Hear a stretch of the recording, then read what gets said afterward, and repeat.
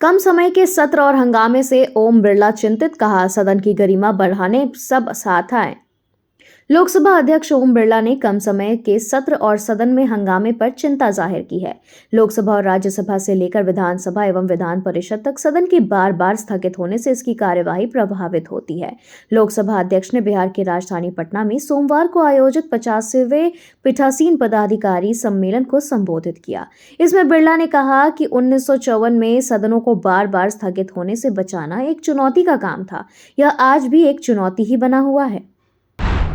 रामायण का दोहा बोल किसे डरा रहे जीतन मांझी। केंद्रीय मंत्री जीतन राम मांझी ने कहा कि झारखंड व दिल्ली में उनके साथ धोखा किया गया, लेकिन बिहार में अब वे अपनी ताकत दिखाएंगे। हिंदुस्तानी आवाम मोर्चा सेक्युलर के जिला सम्मेलन में जीतन राम मांझी ने अपनी मंत्री पुत्र डॉक्टर संतोष कुमार सुमन व अन्य वरीय नेताओं के साथ जहानाबाद गांधी मैदान पहुंचे। सम्मेलन में जीतन राम मांझी ने अपने भाषण में रामचरितमानस के एक दोहे यानी विनय न मानन जल्दी जड़ गए तीनी दिन बीती, बोले राम सकोप तब भय बिनु होई न प्रीति का पाठ किया। सोशल मीडिया पर यह बयान वायरल हो रहा है, जिसकी राजनीतिक गलियारे में भी चर्चा हो रही है। आईपीएस के खिलाफ रेप केस में महिला डीएसपी की अर्जी पर सुनवाई करेगा सुप्रीम कोर्ट। बिहार के आईपीएस अधिकारी पुष्कर आनंद पर शादी का झांसा देकर रेप का आरोप लगाते हुए एक महिला पुलिस अधिकारी ने सुप्रीम कोर्ट का दरवाजा खटखटाया। इससे पहले पटना हाईकोर्ट ने इस मामले में आईपीएस अधिकारी के खिलाफ दुष्कर्म मामले में एफआईआर दर्ज करने से मना कर दिया था। इस फैसले के खिलाफ अब महिला ने शीर्ष अदालत में याचिका लगाई है। सुप्रीम कोर्ट इस पर सुनवाई को तैयार हो गया है। 2 सप्ताह के बाद इस मामले की सुनवाई की जाएगी। कभी खेलने के लिए जूते नहीं थे, बिहार की बेटी मोनिका ने विश्व भर में लहराया भारत का परचम।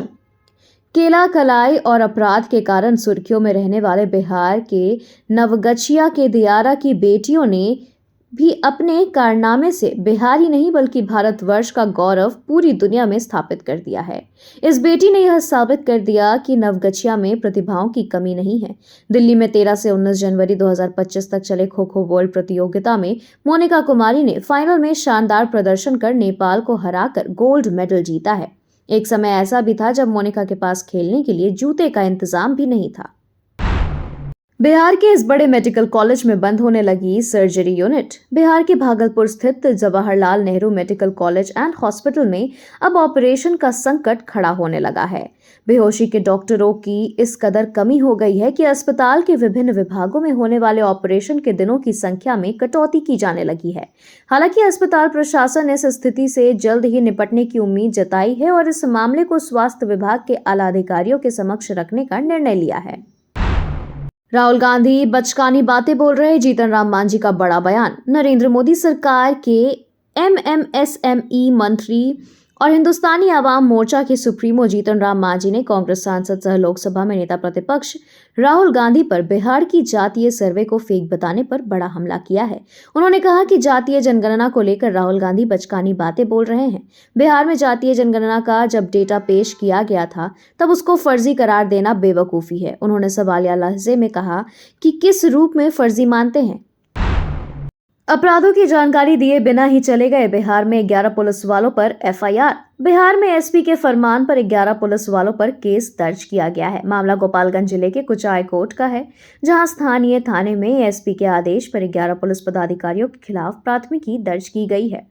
अपर थाना अध्यक्ष सह प्रभारी थाना अध्यक्ष विशाल कुमार के बयान पर उक्त पुलिस पदाधिकारियों पर प्राथमिकी दर्ज हुई है, जिसमें कहा गया है कि दैनिक प्रतिवेदन व थाना में उपलब्ध अभिलेखों के अवलोकन में पाया गया कि पूर्व में पदस्थापित पुलिस पदाधिकारी बगैर कांडों का प्रभार सौंप स्थानांतरित होकर दूसरे थाना व दूसरे जिला में चले गए।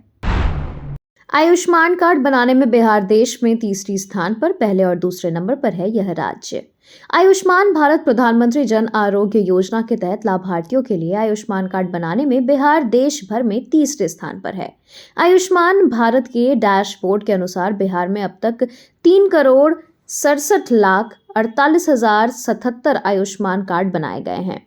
आयुष्मान कार्ड बनाने में देश भर में पहले स्थान पर उत्तर प्रदेश एवं दूसरे स्थान पर मध्य प्रदेश है। उत्तर प्रदेश में अब तक 5,19,05,015 तथा मध्य प्रदेश में 4,22,32,901 आयुष्मान कार्ड बनाए गए हैं। बीजेपी के साथ आजसू ने ही कर दिया धोखा। झारखंड आंदोलनकारी प्रवीण प्रभाकर 10 वर्षों के बाद आजसू पार्टी में वापस लौट गए हैं।